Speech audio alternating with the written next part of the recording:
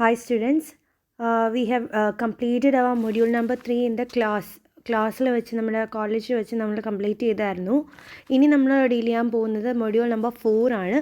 Module number 4 on the entrepreneurship is the and its sixth chapter, that is opportunities in the small business enterprise. Small business enterpriseകളിലുള്ള opportunities എന്തെല്ലാം. നമ്മുടെ third module നമ്മൾ discuss ചെയ്ത് എന്തായിരുന്നു, എങ്ങനെയാണ് ഒരു പ്രൊജക്റ്റിനെ നമ്മൾ ഐഡൻറ്റിഫൈ ചെയ്യുക, അല്ലെങ്കിൽ ഒരു പുതിയൊരു ഓൺടർപ്രണർഷിപ്പിലേക്ക് ഇറങ്ങുമ്പോൾ ഒരു പ്രൊജക്റ്റ് വേണം, ഒരു something we need to do our business. അപ്പോൾ അതിന് വേണ്ടിയിട്ടുള്ള ഐഡൻറ്റിഫിക്കേഷൻ നമ്മൾ എങ്ങനെയാണ് ചെയ്യുന്നത്, എങ്ങനെയാണ് ഓപ്പർച്യൂണിറ്റീസ് നമ്മൾ ഐഡൻറ്റിഫൈ ചെയ്യുക, അതിന് എന്തെല്ലാം സ്കിൽസ് നമുക്ക് ആവശ്യമുണ്ട്, അങ്ങനെ ചെയ്തുകൊണ്ട് എന്താ ഗുണം, അല്ലെങ്കിൽ ഏതൊക്കെ സ്റ്റേജസിലൂടെയാണ്. അപ്പോൾ ആദ്യം നമ്മളൊരു ഐഡിയ ജനറേറ്റ് ചെയ്ത് അത് സ്ക്രീൻ ചെയ്ത് അതിനെല്ലാ ക്യാരക്ടറിസ്റ്റിക്സ് ഉണ്ടോ എന്ന് ചെക്ക് ചെയ്ത് കൺസ്ട്രെയിൻസ് ഒക്കെ ഒഴിവാക്കി അങ്ങനെ വേണം നമ്മളൊരു പ്രൊജക്റ്റിലേക്ക് എത്താൻ. ഇനി അങ്ങനെയുള്ളൊരു പ്രൊജക്റ്റ്, അതാണൊരു സ്മോൾ സ്കെയിൽ എൻ്റർപ്രൈസ് എന്ന് ഉദ്ദേശിക്കുന്നത്. നമ്മൾ ചെയ്യുമ്പോൾ എപ്പോഴും ചെറിയ രീതിയിൽ സ്റ്റാർട്ട് ചെയ്ത് പിന്നെ ആയിരിക്കും ഫൈനലി വലിയൊരു ബിസിനസ്സായിട്ട് അത് വളർന്നു വരിക. അപ്പോൾ ഒരു സ്മോൾ ബിസിനസ്സായിട്ട് സ്റ്റാർട്ട് പോകുമ്പോൾ എന്തെല്ലാം ഓപ്പർച്യൂണിറ്റീസാണ് നമുക്ക് അവൈലബിൾ ആവുന്നത്. അപ്പോൾ നമ്മൾ നോക്കുകയാണെങ്കിൽ ഇപ്പോഴത്തെ ലിബറലൈസേഷൻ കൺസെപ്റ്റിൽ നമ്മൾ മാനുഫാക്ചറിങ് സെക്ടറിലും ബിസിനസ് സ്റ്റാർട്ട് ചെയ്യുന്നുണ്ട്, അതുപോലെ സർവീസ് സെക്ടറിലും സ്റ്റാർട്ട് ചെയ്യുന്നുണ്ട്. മാനുഫാക്ചറിങ് സെക്ടേഴ്സ് എന്ന് പറയുമ്പോൾ എന്തെങ്കിലും പ്രൊഡക്റ്റ് ഉണ്ടാക്കുക എന്ന കൺസെപ്റ്റിലും ചെയ്യുന്നുണ്ട്. പിന്നെ സർവീസ് പ്രൊവൈഡ് ചെയ്യുന്ന രീതിയിൽ ഇപ്പം travel and tourism, food industry, അതെല്ലാം വെച്ചാൽ സർവീസും കൂടിയാണ്. പ്രൊഡക്റ്റ് ഉണ്ടാക്കുക എന്ന് മാത്രമല്ല, മാൻകൈൻഡിന് വേണ്ടിയിട്ടൊരു സർവീസാണത്, അല്ലേ? ഇപ്പോൾ hospitals, education institutions, travel and tourism department, ഇതെല്ലാം ചെയ്യുന്നത് എന്താ, in apart to the manufacturing, they are giving some of the service sector. So both in manufacturing as well as in service sector, we are getting opportunities to start a small business. So ഓരോ ഫീൽഡുകൾ, ഇനിയുള്ള Indian മാർക്കറ്റിലുള്ള നമ്മുടെ normal ഫീൽഡുകളിൽ എത്രത്തോളമാണ് നമ്മൾ opportunities കാണുന്നത് എന്നതാണ് ഇനി discuss ചെയ്യുന്നത്. So the opportunities in small scale business enterprises are laying in these all fields like the travel and tourism, food industry, learning solution, that is educational field, wellness and beauty, apparel industry, finance industry, healthcare and also the child care industry. ഇവിടെ എല്ലാം നമുക്ക് opportunities available ആണ്. അപ്പോൾ അതിൽ ഓരോ ഇൻഡസ്ട്രികൾ വെച്ച് നോക്കുകയാണെങ്കിൽ first one is A travel and tourism industry. We know that hours is A tourist country, അല്ലേ? നമ്മുടെ കേരള എന്ന് പറയുന്നത് ഇന്ത്യയിലെ തന്നെ ടൂറിസം റിച്ച് ആയിട്ടുള്ള, അവേഴ്സ് ഇസ് കോൾഡ് എന്താണ് നമ്മളുടെ വേൾഡ് ഗോഡ്സ് ഓൺ കൺട്രി എന്നാണ് പറയുന്നത്. Because we are equipped with a huge number of resources. നമുക്ക് അത്രയും earthly ആയിട്ടുള്ള റിസോഴ്സ് ഉള്ളതുകൊണ്ട് തന്നെ നമ്മൾ ടൂറിസ്റ്റ് റിച്ച് ആണ്. ടൂറിസ്റ്റ് ഇൻഡസ്ട്രി നമ്മുടെ ഇവിടെ ഗ്രോയിങ് ആണ്.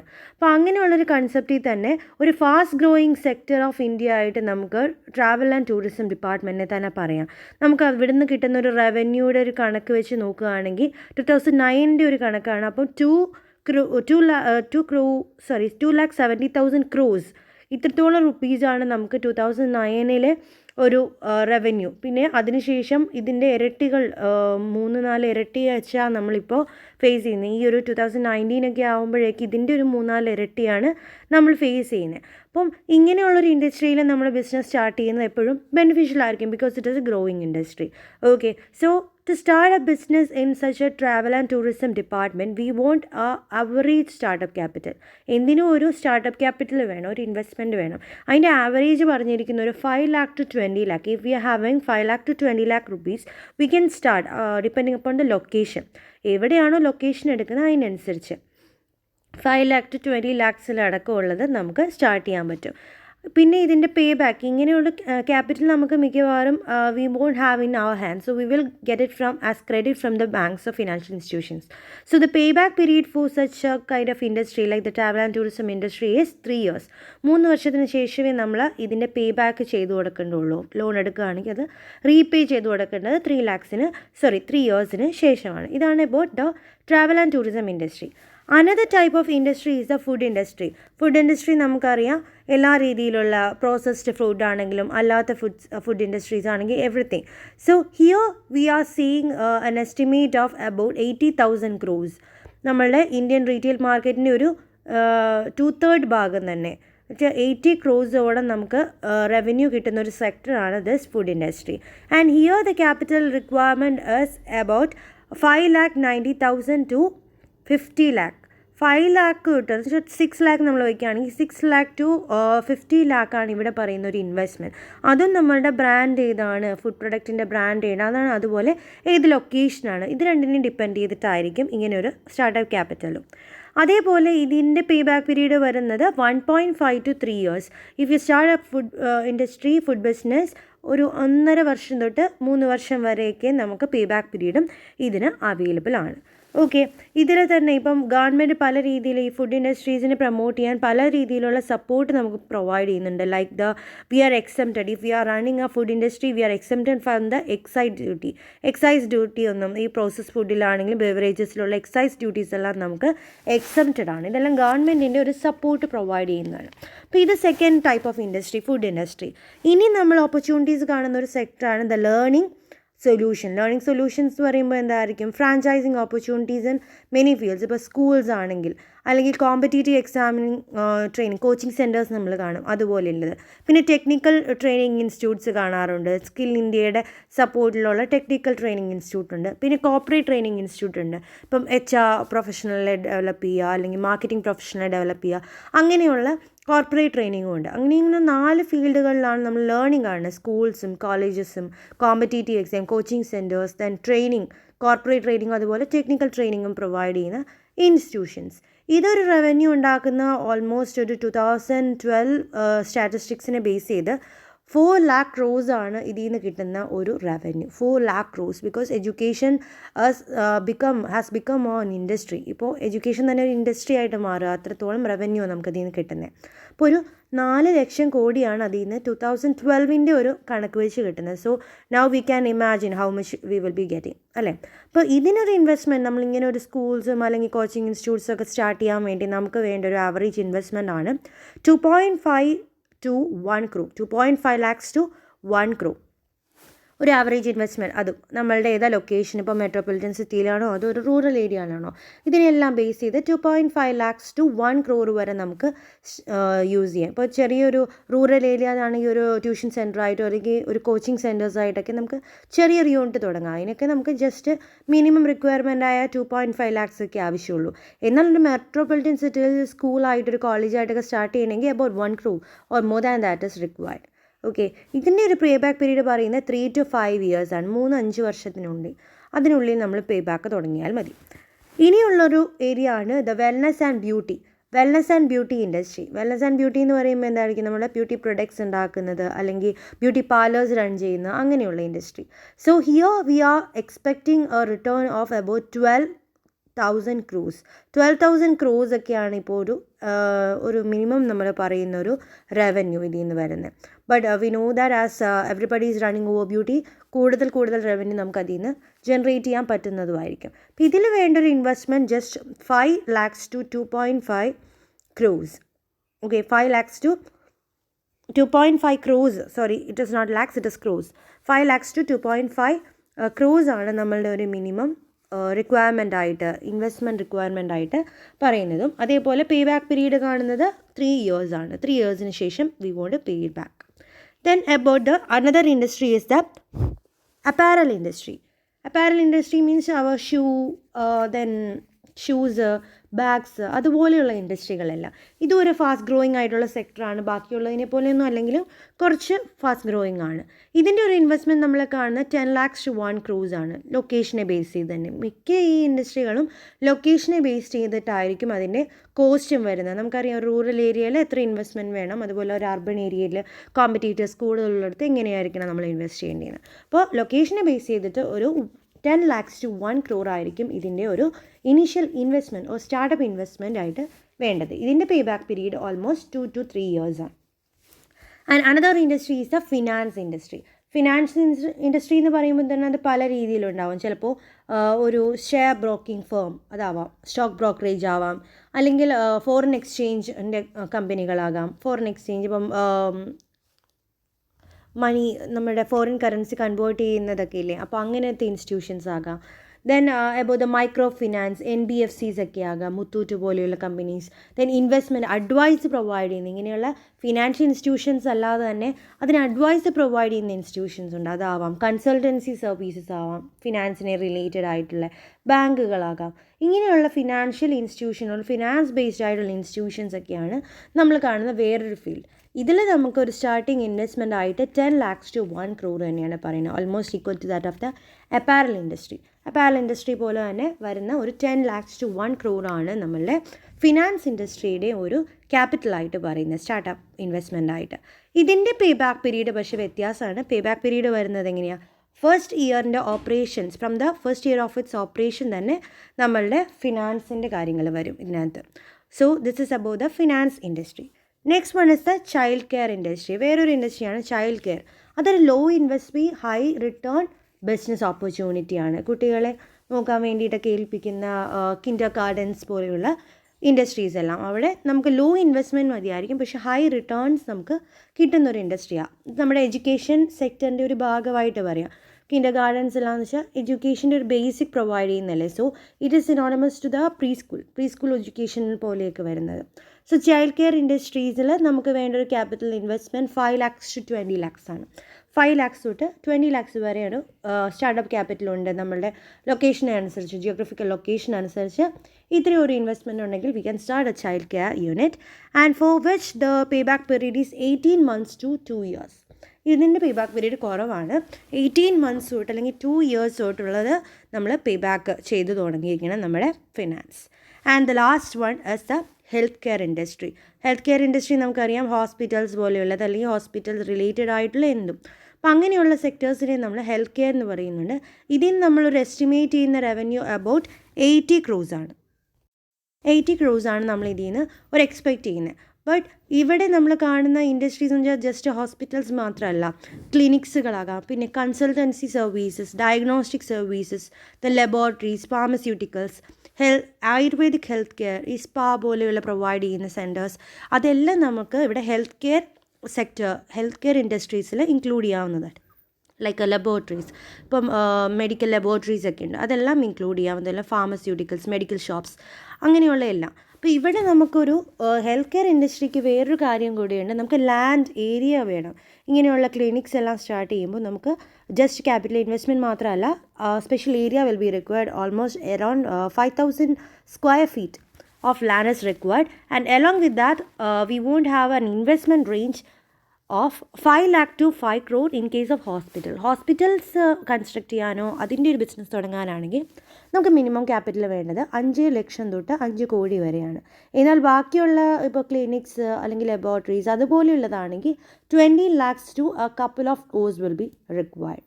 Okay, next about the pay back period. Pay back period ഇതുപോലെ ഹോസ്പിറ്റൽസിനും ബാക്കിയുള്ളത് ക്ലിനിക്സും ലബോറട്ടറീസ് വെച്ച് നോക്കുമ്പോൾ വ്യത്യാസമുണ്ട്. For hospitals it varies from 3 to 5 years. 3 to 5 years ഉണ്ട് അതിൻ്റെ പേ ബാക്ക് പീരീഡ്. പക്ഷേ ബാക്കിയുള്ള ക്ലിനിക്സ് ലബോറട്ടറീസിനൊക്കെ first year itself we want to repay the amount. First year തൊട്ട്, അത് ഓപ്പറേഷൻ തുടങ്ങുന്ന തൊട്ട് തന്നെ നമ്മൾ ചെയ്യേണ്ടി വരും പേ ബാക്ക് പീരീഡ്. പിന്നെ ഈ ഒരു സെക്ടറിൻ്റെ വേറൊരു പ്രത്യേകതയാണ് അബൌട്ട് ദ ട്രെയിനിങ്. സ്റ്റാഫിന് ട്രെയിനിങ് കൊടുക്കുന്നതും വെരി ഇമ്പോർട്ടൻ്റ് ആണ്. Because health care we are dealing with people's life, അല്ലെ, ആൾക്കാരുടെ ലൈഫായിട്ട് ഡീൽ ചെയ്യുന്ന കാര്യങ്ങളായതുകൊണ്ട് training of staff is also another requirement in the health care industry. അപ്പോൾ ഇത്രയും ഇൻഡസ്ട്രികളിൽ നമുക്ക് ഓപ്പർച്യൂണിറ്റീസ് ഉണ്ട് എന്നാണ് ഇപ്പോൾ ഡിസ്കസ് ചെയ്തത്. മെയിൻലി ഏതൊക്കെ ഇൻഡസ്ട്രീസ് ആയിരുന്നു? Travel and tourism industry, then food industry, then learning solution like the schools, colleges, coaching institutes etcetera, then the wellness and beauty centres, then apparel industry, finance industries, child care and health care industries. ഇത്രയും ഏരിയാസിൽ നമ്മൾ opportunities ഉണ്ട്. അവിടെ വരുന്ന investment എത്രയാണ്, അതേപോലെ എത്രത്തോളം പേ back period, എത്ര pay back പീരീഡിന് ശേഷമാണ് നമ്മുടെ ഫിനാൻസ് പേ ചെയ്യേണ്ടത്. ഇത്രയും കാര്യങ്ങളാണ് ഇപ്പോൾ നമ്മൾ ഡിസ്കസ് ചെയ്തത്. ഓക്കെ, സോ ഇങ്ങനെയുള്ള സ്മോൾ സ്കെയിൽ എൻ്റർപ്രൈസസിനെ സപ്പോർട്ട് ചെയ്യാൻ വേണ്ടി നമുക്ക് പല രീതിയിലുള്ള ഇൻസ്റ്റിറ്റ്യൂഷൻസ് ആണ് ഇന്ത്യയിലുള്ളത്. The institution supporting the small scale business. ഇതിൽ ചിലതെല്ലാം നമ്മൾ നേരത്തെ ഡിസ്കസ് ചെയ്തിരുന്നതായിരുന്നു. EDII, SIDO, NIESBUD and NISC. ഈ 4 ഇൻസ്റ്റിറ്റ്യൂഷൻസ് ആണ് മെയിൻലി സ്മോൾ ബിസിനസ് എൻ്റർപ്രൈസിനെ സപ്പോർട്ട് ചെയ്യുന്ന ഇന്ത്യൻ ഇൻസ്റ്റിറ്റ്യൂട്ട്സ്. ഇതെല്ലാം ഇന്ത്യനിലെ പബ്ലിക് ഇൻസ്റ്റിറ്റ്യൂട്ട്സ് ആണ്, ഗവൺമെൻറ്റിൻ്റെ കീഴിലുണ്ടായ ഇൻസ്റ്റിറ്റ്യൂഷൻസ് ആണ്. അപ്പോൾ അതിൽ ഓരോന്നായിട്ട് നമുക്ക് ഡീൽ ചെയ്യാം. The first one is EDII. EDII is Entrepreneurship Development Institute of India. We have discussed it earlier. So this is an autonomous body. ഇതൊരു നോൺ പ്രോഫിറ്റ് ആയിട്ടുള്ള ഇൻസ്റ്റിറ്റ്യൂഷൻസ് ആണ്, ഒരു ഓട്ടോണോമസ് ആയിട്ടുള്ള ബോഡിയാണ്, which was formed in 1983 and it sponsored by the IDBI, IFCI, ICICI and SBI.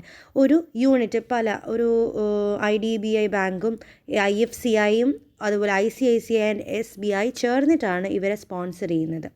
Apex institutions, ഇതൊരു apex ഇൻസ്റ്റിറ്റ്യൂഷനാണ്, പക്ഷേ ഇവരെല്ലാവരും ഇവരെ സ്പോൺസർ ചെയ്യുന്നുണ്ട്. And this institute is registered under the societies registration act of 1860. 1860 society registration ആക്ടിലാണ് EDII registered ആയതും. അതേപോലെ public trust act of 1950. These two acts have registered this EDII. ഇവർ പല രീതിയിലുള്ള സപ്പോർട്ടാണ് നമുക്ക് ഫോർ ദ സ്മോൾ ബിസിനസ് എൻ്റർപ്രൈസിന് പ്രൊവൈഡ് ചെയ്യുന്നത്. Like the develop new knowledge ഈ ഏരിയയിൽ റിലേറ്റഡ് ആയിട്ടുള്ള ന്യൂ നോളജും, അതുപോലെ entrepreneurial theory and practice, research ആക്ടിവിറ്റിയിലുള്ള പുതിയ ഇൻസൈറ്റ്സും എല്ലാം ഐഡൻറ്റിഫൈ ചെയ്യുന്നത്. This is one of the function of the EDII. Another, they also act or they facilitate excellence through the creating ഇൻട്രപ്രൂണേഴ്സ് നമ്മൾ പറഞ്ഞായിരുന്നു. ഒരു ഓൺട്രപ്രീനിയൽ മാനേജേഴ്സിനെയാണ് നമ്മൾ ഇൻട്രപ്രൂണേഴ്സ് എന്ന് പറയുന്നത്. ഇപ്പോൾ ഒരു ബിസിനസ്സിനുള്ളിൽ ഉണ്ടായി വരുന്ന ഒരു ഓൺട്രപ്രീനിയൽ മാനേജേഴ്സിനെ നമ്മൾ ഇൻട്രപ്രൂണേഴ്സ് എന്ന് പറയും. അങ്ങനെയുള്ളവരെ ക്രിയേറ്റ് ചെയ്യുന്നത് ഇവരുടെ ഒരു ഫംഗ്ഷനാണ്. Then improving the managerial capabilities of small scale industries എല്ലാവർക്കും മാനേജർ കേപ്പബിലിറ്റീസ് ഉണ്ടാവണമെന്നില്ല. അപ്പോൾ അങ്ങനെയുള്ള മാനേജറൽ കേപ്പബിലിറ്റീസ് അവർക്ക് ഇംപ്രൂവ് ചെയ്ത് കൊടുക്കുന്നതും ദിസ് കൈൻഡ് ഓഫ് EDIIൻ്റെ സപ്പോർട്ടിലൂടെയാണ്. Then they help in collaborating with a similar organization in India. നമ്മളിപ്പോൾ പറഞ്ഞു SIDO, NIESBUD, NISC, ഇതൊക്കെ ഇതുപോലെയുള്ള ഓർഗനൈസേഷൻസ് ആണ്. അപ്പോൾ അവരുമായിട്ട് കൊലാബറേറ്റ് ചെയ്ത് ഡെവലപ്മെൻറ്റ്, അവരുടെ ഒബ്ജക്റ്റീവ്സ് എല്ലാം മീറ്റ് ചെയ്യാൻ ഹെൽപ്പ് ചെയ്യുന്നത് ദിസ് EDII ആണ്. Then they inculcate the spirit of entrepreneurship ഒരു സ്പിരിറ്റ് നമ്മൾ യൂത്തിലേക്ക് ഇൻകൾക്കേറ്റ് ചെയ്യുന്ന ഒരു ക്യാരക്ടറിസ്റ്റിക്സും EDII ചെയ്യുന്നുണ്ട്. And they are also creating more employment opportunity, കൂടുതൽ എംപ്ലോയ്മെൻറ്റ് ഓപ്പർച്യൂണിറ്റിയാണ് പ്രൊവൈഡ് ചെയ്യുന്നത്. Because they are giving ample motivation to the entrepreneur ട്രെയിനേഴ്സിന് വേണ്ടിയിട്ടുള്ള പ്രോപ്പർ ട്രെയിനിങ് കൊടുക്കുന്നുണ്ടാവും, ഓൺട്രപ്രീനേഴ്സിനുള്ള ട്രെയിനിങ് കൊടുക്കുന്നുണ്ടാവും. And thereby we will be promoting the micro enterprise in the rural level, and finally the employment can be generated. അപ്പോൾ ഇതൊക്കെയാണ് major functions of EDII. Entrepreneurship development institute of India EDIIയുടെ functions ആണ് ഇപ്പോൾ നമ്മൾ പറഞ്ഞു. Entrepreneurship development institute of India which was formed in 1983, which is a non-profit institution and an autonomous body which is sponsored by IDBI, IFCI, ICICI and SBI, and they are registered under the Societies Registration Act 1860 and the Public Trust Act of 1950. Next industry which support the small scale industry is the SIDO, that is Small Industries Development Organization. So this is also an apex body at the central level അല്ലെങ്കിൽ ഗവൺമെൻറ്റിൻ്റെ കീഴിലുള്ള ഒരു apex body ആയിട്ട് തന്നെയാണ് SIDO act ചെയ്യുന്നത്. And they are headed by the additional secretary and the development commissioner of SSI, that is Small Scale Industries, under the Ministry of Small Scale Industries, Government of India. Government of ഇന്ത്യയുടെ ministry of small scale industry ഉണ്ട്. ആ മിനിസ്ട്രിയുടെ കീഴിലുള്ള additional സെക്രട്ടറിയും development commissioner of small scale ഇൻഡസ്ട്രീസുമാണ് SDIയുടെ ഹെഡായിട്ട് act ചെയ്യുന്നത്. And they are also having some of the functions. ഇവിടെ ഗവൺമെൻറ് ഓഫ് ഇന്ത്യയുടെ തന്നെ ആയതുകൊണ്ട് ഗവൺമെൻറ്റിന് അഡ്വൈസസ് പ്രൊവൈഡ് ചെയ്യുന്നത് related to the entrepreneurship and other matters related to small scale industries. They advise. അപ്പോൾ SIDO advises the government in this policy matters related to the small scale industries. They provide the technology upgradation, modernization, quality improvement and infrastructure. പല രീതിയിലുള്ള ഫെസിലിറ്റീസാണ് technology upgrade ചെയ്യാൻ വേണ്ടി, modernise ചെയ്യാൻ വേണ്ടി, quality improve ചെയ്യാനുള്ള technologies എല്ലാം അല്ലെങ്കിൽ അതിനുള്ള ഫെസിലിറ്റീസ് പ്രൊവൈഡ് ചെയ്യുന്നതും SIDOയുടെ ഒരു ഫംഗ്ഷനാണ്. The also provide the techno economic manager consultancy പോലെ അവർ ആക്ട് ചെയ്യുന്നുണ്ട്. എക്സ്റ്റൻഷൻ സർവീസസ് പ്രൊവൈഡ് ചെയ്യുന്നുണ്ട്. They provide economic information services. Then they monitor the PMRY നമ്മൾ പഠിച്ചിട്ടുണ്ടായിരുന്നു, the prime minister Rozgar Yojana. പണ്ട് പഠിച്ചിട്ടുണ്ടാവും, prime minister Rozgar Yojana scheme. ആ സ്കീമിനെ മോണിറ്റർ ചെയ്യുന്നത് SIDO ആണ്. Then they are also maintain the close liaison and linkage with the government bodies like the Planning Commission, financial institutions, etc. നമ്മളുടെ ഗവൺമെൻറ്റിൻ്റെ തന്നെ പല ആൾക്കാരായ ചീഫ് മിനിസ്റ്റേഴ്സായിട്ടും അതുപോലെ പ്ലാനിംഗ് കമ്മീഷനായിട്ടും ഫിനാൻഷ്യൽ ഇൻസ്റ്റിറ്റ്യൂഷനായിട്ടും ഗവൺമെൻറ് ബോഡീസുമായിട്ടും എല്ലാം ഒരു നല്ല റിലേഷൻഷിപ്പ് മെയിൻറ്റെയിൻ ചെയ്യുക, അതുപോലെ ഒരു വൈറ്റൽ ലിങ്കേജ് മെയിൻറ്റെയിൻ ചെയ്യുന്നതൊക്കെ SIDOയുടെ ഒരു ഫങ്ഷനാണ്. So SIDO was under the ministry of small scale industries of Government of India, headed by the Additional Secretary and the Development Commissioner of SSI, and they act as a linkage, ഒരു സപ്പോർട്ടായിട്ട് ഗവൺമെൻറ്റിന് ഒരു advice provide ചെയ്യാൻ related to the matters related to the small scale industries. They provide the technology upgradation, then quality improvement facilities, then they provide the economic information services, they monitor the PMRY, that is Prime Minister Rosgar Yojana, they maintain the close and vital linkages with the central ministers, the planning commission, financial institutions, state government, etc. So these are the functions of SIDO. SIDOയുടെ functions ആണ് ഇപ്പോൾ പറഞ്ഞത്. അപ്പോൾ നമ്മൾ first discuss ചെയ്തത് ഏതിൻ്റെ ആയിരുന്നു? The EDII, Entrepreneurship Development Institute of India, അതിനെപ്പറ്റി നമ്മൾ ഡിസ്കസ് ചെയ്തു. Second, the SIDO, that is Small Industries Development Organization. Then the third one is NIESBUD നമ്മൾ ഡിസ്കസ് ചെയ്തതായിരുന്നു. NIESBUD is National Institute for Entrepreneurship and Small Business Development. NIESBUD എന്ന് പറഞ്ഞാൽ national institute for entrepreneurship and small business development ആണ്. This was establish in 1983 by the ministry of ഇൻഡസ്ട്രിയുടെ തന്നെ 1983 NIESBUD വന്നത്. ഇതും ഒരു അപ്പെക്സ് ബോഡിയാണ്. And it is registered as a society under the Government of India Societies Act of 1983. 1983 Societies Actൽ തന്നെയാണ് ഇതിനെ register ചെയ്തിരിക്കുന്നത്. ഇവരുടെ ഫങ്ഷൻസ് ആയിട്ട് പറയുന്നത് they evolve standardised materials and process for selection, training and support of entrepreneurship. ആരൊക്കെയാണ് better ഓൺടർപ്രണേഴ്സിന് identify ചെയ്യുക, അവർക്ക് വേണ്ടിയിട്ടുള്ള സപ്പോർട്ട് കൊടുക്കുക, അവർക്കുള്ള financial as well as manager support provide ചെയ്യുക, ട്രെയിനിങ് പ്രൊവൈഡ് ചെയ്യുക. These all are the functions of the NIESBUD. Another, they also help or support the affiliate institutions and organization. വേറെ ഇവരായിട്ട് അല്ലെങ്കിൽ ഓൺടർപ്രണർഷിപ്പ് ഡെവലപ്മെൻറ്റിന് വേണ്ടിയിട്ട് പല ഇൻസ്റ്റിറ്റ്യൂഷൻസ് ഉണ്ട്. നമ്മൾ പല ഇൻസ്റ്റിറ്റ്യൂഷൻസും പഠിച്ചിരുന്നു. Calcutta wise self government institutes, then development banks, TCOs etcetera. അപ്പം അങ്ങനെയുള്ള ഓൺടർപ്രണർഷിപ്പ് ഡെവലപ്മെൻറ്റ് ആക്ടിവിറ്റീസിനെ ഹെൽപ്പ് ചെയ്യുന്ന ഇൻസ്റ്റിറ്റ്യൂഷൻസിനുള്ള proper support and help provide ചെയ്യുന്നത് NIESBUD ആണ്. Then they act as a apex national resource institute. എല്ലാ രീതിയിലുള്ള ഓൺടർപ്രണർഷിപ്പ് ഡെവലപ്മെൻറ്റിന് വേണ്ടിയിട്ടുള്ള resources national level resource provide ചെയ്യുന്ന അപ്പെക്സ് ബോഡി ആയിട്ട് NIESBUD ആക്ട് ചെയ്യുന്നുണ്ട്. Then they provide the vital information and support the trainers. ഇവർ ഓൺടർപ്രണർഷിപ്പ് ഡെവലപ്മെൻറ്റിന് വേണ്ടിയിട്ടുള്ള ട്രെയിനേഴ്സ് ഉണ്ടാവും. അപ്പോൾ ആ ട്രെയിനേഴ്സിന് വേണ്ടിയിട്ടുള്ള ഇൻഫർമേഷൻസും അവർക്ക് വേണ്ടിയിട്ടുള്ള സപ്പോർട്ട്സും എല്ലാം പ്രൊവൈഡ് ചെയ്യുന്നതും അതിനെ റിലേറ്റഡ് ആയിട്ടുള്ള റിസർച്ച് ആൻഡ് ഡോക്യുമെൻറ്റേഷൻ എല്ലാം ചെയ്യുന്നത് NIESBUDൻ്റെ ഫംഗ്ഷനാണ്. ആൻഡ് അത് they share the international experience and expertise in the entrepreneurship development. NIESBUD കൂടുതലും ഫോക്കസ് ചെയ്യുന്ന ഓൺടർപ്രണേഴ്സിനെ ഡെവലപ്പ് ചെയ്യാനാണ്. അപ്പോൾ അതിന് വേണ്ടിയിട്ടുള്ള ഇൻ്റർനാഷണൽ എക്സ്പീരിയൻസും എക്സ്പെർട്ടൈസ് ആയിട്ടുള്ള ആൾക്കാരെ എല്ലാം പ്രൊവൈഡ് ചെയ്യുന്നത് NIESBUD ആണ്. And they also offer some consultancies ആയിട്ട് അവർ ആക്ട് ചെയ്യുന്നുണ്ട്, giving some of the supports. പല രീതിയിലുള്ള സപ്പോർട്ട്സ് പ്രൊവൈഡ് ചെയ്യുന്നതും NIESBUDൻ്റെ ഒരു ഫംഗ്ഷനാണ്. So this is the third institute which help or support the small business enterprise. And the fourth one is NSIC, that is National Small Industries Corporation Limited. This was established in 1955. Government of ഇന്ത്യയുടെ തന്നെ 1955 ഒരു public sector company ആയിട്ടാണ് national small industries corporation limited വന്നത്. അതൊരു കമ്പനിയാണ്, അതാണ് limited എന്ന് പറയുന്നത്. അപ്പോൾ national small industries corporation limited. So they focus on many activities. Raw material procurement തൊട്ട് അതിന് വേണ്ടിയിട്ടുള്ള എല്ലാ ഫെസിലിറ്റീസും പ്രൊവൈഡ് ചെയ്യുന്നത് NIESBUD NISCയുടെ ഒരു ഫംഗ്ഷനാണ്. ഇപ്പോൾ ഓൾമോസ്റ്റ് 60 ഇയേഴ്സോളം കംപ്ലീറ്റ് ആയിട്ടുണ്ട്. 60 ഇയേഴ്സോളം അത് അതിൻ്റെ സർവീസ് കംപ്ലീറ്റഡ് ആക്കിയിട്ടുണ്ട്. ആൻഡ് ദെയർ മേജർ ഫങ്ഷൻസ് ആ ഇവർ കൂടുതലും ഈ national small industries corporation limited കൂടുതൽ ഫോക്കസ് ചെയ്യുന്നത് ഇതിൻ്റെ ഓൺടർപ്രണേഴ്സിന് വേണ്ടിയുള്ള മെഷീനറി റിലേറ്റഡ് ആയിട്ടുള്ള സപ്പോർട്ടിനാണ്. So they give equipment leasing facilities. Small scale ഇൻഡസ്ട്രീസിന് വേണ്ടിയിട്ടുള്ള എക്യുപ്മെൻറ്റ് ലീസിങ് ഫെസിലിറ്റീസ്, അതുപോലെ മെഷീനറീസ് ലീസിന് പ്രൊവൈഡ് ചെയ്യുക, എക്സ്പോർട്ട് മാർക്കറ്റിംഗ് എയ്ഡ്സ് പ്രൊവൈഡ് ചെയ്യുക, അതേപോലെ machine and equipment prototypes develop ചെയ്യുക, then imparting the training to the industrial trades, industrial ഓരോ ട്രേഡുകൾ ചെയ്യാനുള്ള പ്രോപ്പർ ട്രെയിനിങ് പ്രൊവൈഡ് ചെയ്യുക, then to undertake the construction of industrial estate and the distribution of the basic raw materials.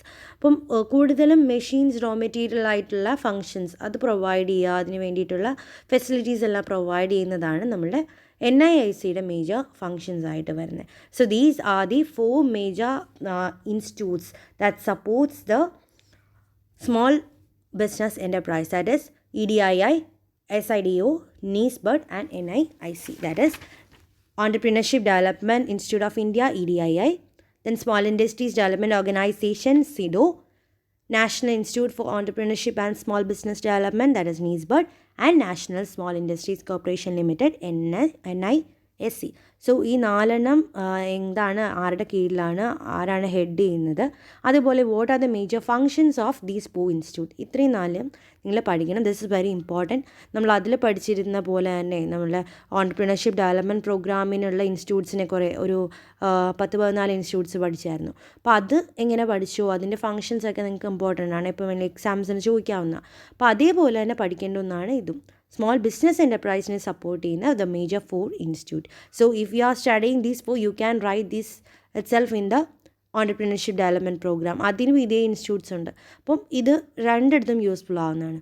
So this is about the opportunities available in the small scale industries. നമ്മൾ small business എൻ്റർപ്രൈസിലുള്ള ഓരോ ഇൻസ്റ്റിറ്റ്യൂട്ട്സിനെയാണ് ഇപ്പോൾ പറഞ്ഞത്. Okay, so this the part 1.